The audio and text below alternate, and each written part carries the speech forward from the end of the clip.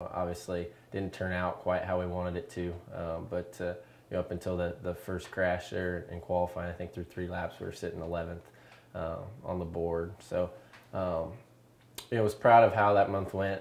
We were probably a little bit underfunded, weren't quite prepared. It was Sarah Fisher, Hartman Racing, and everybody over there did a fantastic job to put a primo piece out there. We just had one of them, and that crash in qualifying set us back. But I was proud of the month we had, and knew that I wanted to get back, kind of feel like I had some unfinished business. Coming back with Jonathan Byrd's Racing, the actual program will be run out of the KVSH shop and their stable, which is really exciting. Obviously, 2 years ago they won it with Tony Kanaan, and last year they had Townsend Bell, who was right in the mix for it. So I feel like our program is going to be good. Obviously have the people and the knowledge to be a factor.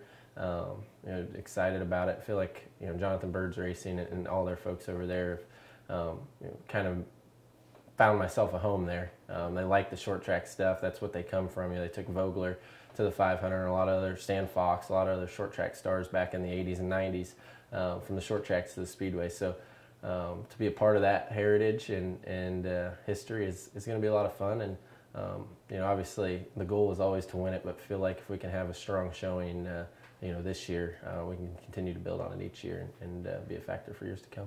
I'm a guy that, even though I'm only 25, is accomplished short track racer as you'll find, and have a name at least on that level to carry along with it. So hopefully we can not only do them well with their program, but to represent short tracks across America well, and bring some of their fans to the speedway and bring some speedway fans to the short track racing. I think growing up in Indy was a huge part of who I've become and why I've been able to be so successful.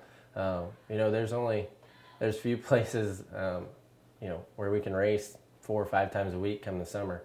I'll show you guys my schedule here in a little bit, and it's I have 115 races on it this year, plus the Indy 500. So that'll end up being 125 days at a racetrack or something like that, and you can't do that everywhere. So we spend a lot of time here in Indy.